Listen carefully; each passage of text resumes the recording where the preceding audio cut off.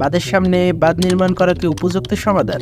ভৌগোলিকভাবে বাংলাদেশ সমুদ্র তীরে অবস্থিত এবং ভাটির দেশ, সুতরাং পার্শ্ববর্তী অঞ্চলগুলোতে উৎপন্ন অধিকাংশ নদী উক্ত অঞ্চলে প্রবেশ করে সমুদ্রপৃষ্ঠে পতিত হবে। সমগ্র ঘটনাকে একটা ঢালুতল হিসেবে কল্পনা করতে পারি, যেখানে পানি গড়িয়ে পড়ছে। বাংলাদেশ মূলত অন্যান্য অঞ্চলের তুলনায় এই ঢালু পথ হিসেবে ভূমিকা পালন করে। মূলত এ কারণেই ইন্ডিয়ার বাঁধের সামনে আরেকটি বাঁধ নির্মাণ উপযুক্ত সিদ্ধান্ত নয়, কেননা ভাটি অঞ্চল হওয়ায় ইন্ডিয়ার বাঁধ খুলে দিলে আমাদের বাঁধ তা প্রতিরোধ করতে পারবে, কিন্তু সে পানি বিপরীতে তাদের অঞ্চলে পাঠানো যাবে না। অর্থাৎ পাল্টা বাঁধ নির্মাণের মাধ্যমে আর যাই হোক ভারতকে থ্রেটে রাখা যাবে। আর একটি বাঁধ মানে বিস্তীর্ণ অঞ্চলকে ধ্বংস করে দেওয়া। বাঁধ নির্মাণ মানে প্রকৃতির গতিপথ বাধাগ্রস্ত, আর এই বাধা দূর করতে পানি ছড়িয়ে যাবে বাঁধের আশেপাশের অঞ্চলে। ফলে বন্যা এবং এই প্রক্রিয়া চলমান থাকলে হ্রদ কিংবা হাওড় তৈরি হবে। বাংলাদেশের কাপ্তাই বাঁধের ক্ষেত্রেও একই পরিস্থিতি তৈরি হয়েছে। পানি প্রবাহে বাধা প্রদানের কারণে তৈরি হয়েছে বিস্তীর্ণ এক জলাভূমি। তাহলে সমাধান কি?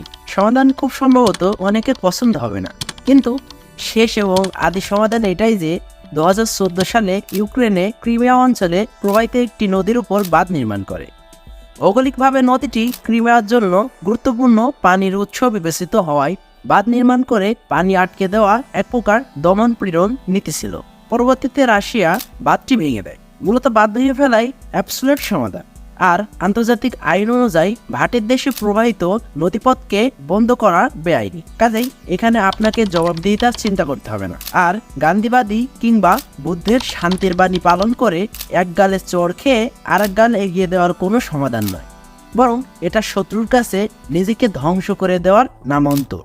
মূলত পৃথিবীতে লড়াই ছাড়া কোনো জাতি টিকতে পারে না। এ কারণেই দেখা যায় এক গালে চর খেলে আর এক গালে এগিয়ে দেওয়ায় বিশ্বাসী শান্তিবাদী জাতিগুলো যুদ্ধক্ষেত্রে সবচেয়ে বেশি অত্যাচারিত। চীন, ভারত কিংবা ক্রুসেডারদের দিকে খেয়াল করুন, তাহলে উপযুক্ত উদাহরণ পাবেন। এভাবেই পরপর দুটি লম্বা সময়ে যুদ্ধের পর আফগানিরা টিকে আছে তাদের লড়াকু মনোভাবের কারণে। বিপরীতে বই হাতে উঠলে অস্ত্র নিচে নামতে বাধ্য এই টাইপের শিশুসুলভ কথা হারানো দলগুলো ক্রেডিট প্রায় শূন্য। কারণ মুক্তিযুদ্ধের সময় যোদ্ধারা বন্দুক না নিয়ে বই হাতে নিলে আজ তারা এইসব শিশুসুলভ কথাবার্তা আওড়ানোর জন্য বেঁচে থাকতো না। মূলত যুদ্ধ মানব জাতির জন্য এক অনিবার্য সত্য। আপনি জুলুম করতে চাইলেও যুদ্ধ করতে হবে এবং জুলুম রোধ করতে চাইলেও যুদ্ধ করতে হবে। তাহলে কি আমি সরাসরি যুদ্ধের কথা বলছি? মোটেও না।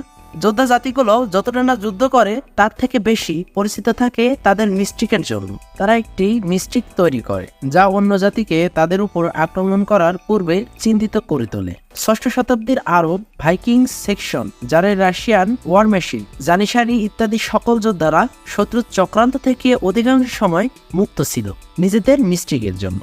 শত্রু চক্রান্ত করার আগে ভাবতো, আমরা যদি 10টা ইট ছুঁড়ে মারি তাহলে তারা এর বিপরীতে 8টা ইট হলেও ছুঁড়ে মারবে। সুতরাং তাকে আক্রমণ করা কিংবা ক্ষিপিয়ে তোলা সঠিক সিদ্ধান্ত নয়। আপনি মূলত রাশিয়া এবং আমেরিকার ক্ষেত্রে মিস্ট্রিকের সূত্র মিলাতে পারেন। আমেরিকা পৃথিবীর এত দেশে আক্রমণ করলেও রাশিয়ার আক্রমণ করে না, এমনকি সে চীনেও আক্রমণ করে না, যদিও এগুলো তার জন্য হুমকি স্বরূপ। কারণ তাদের উপর আক্রমণ করা মানেই সাক্ষাৎ নিজের উপর বিপদ ডেকে আনা। যদিও এমন হতে পারে যে তাদের সামরিক শক্তি কম, এবং তর্কের খাতিরে আমরা ধরে নিচ্ছি যে তাদের সামরিক শক্তি সত্যিই কম, কিন্তু এরপরও আক্রমণ করা মানে তাদের পক্ষ থেকে কোনো না কোনো পাল্টা আক্রমণের শিকার হওয়া। বিপরীতে আমাদের এই অঞ্চলের মানুষ এই মিস্ট্রিক তৈরি করতে পারেনি। 1971-এর পর থেকে সেনাবাহিনীকে দুর্বল করার প্রচেষ্টা এবং সেনাবাহিনীকে সম্পূর্ণ হটিয়ে দেওয়ার চক্রান্তের পর প্রতিবেশী দেশগুলোর নিকট তারা পরিচিত হয়েছে শুট করা কিংবা টার্গেট প্র্যাকটিসের উপকরণ হিসেবে। আর এর পরবর্তীতে বর্ডারে গুলি করে মেরে ফেললেও প্রতিবেশীর কাছে কোনোরূপ জবাবদিহিতা কিংবা পাল্টা আক্রমণ না করা তাদের এই বিশ্বাস তৈরি করেছে যে এদের মেরে ফেললেও সমস্যা নেই। এভাবে আমাদের মিস্ট্রি তৈরি হয়নি, আর যতটুকু হয়েছে তাও ভেঙে দেওয়া হয়েছে। সত্যি বলতে ইন্ডিয়া যদি চীন, নর্থ কোরিয়া কিংবা আফগানও বাঁধ খুলে বন্যা তৈরি করার সুযোগ পায় তাহলেও সে করবে না, কারণ তার বিশ্বাস এতে সে চরম বাধা এবং পাল্টা আক্রমণের শিকার হবে। আমাদেরও এই মিস্ট্রিক অর্জন করতে হবে। নিজেদের এমনভাবে তৈরি করতে হবে যেন শত্রু আমাদের কথা কল্পনা করেই ভয় পায়। সে যেন মনে করে বাদ ছাড়লে বর্ডারের জওয়ানদের তাজা রাখা হবে না, সেভেন সিস্টারকে শান্ত থাকতে দেওয়া হবে না, গুপ্ত হামলা বাহিনীগুলোকে ভদ্রভাবে সাজিয়ে রাখা হবে না। এরকমটা করা গেলে মিস্ট্রিক পুনরুদ্ধার করা সম্ভব, শত্রুর বুকে ভীতি তৈরি করা সম্ভব। তাছাড়া বাকি সব সমাধান মিথ্যা। যুদ্ধের ভায়োলেন্স বলতে কিছু থাকে না, কিন্তু যদি থাকে তাহলে violence is the ultimate weapon.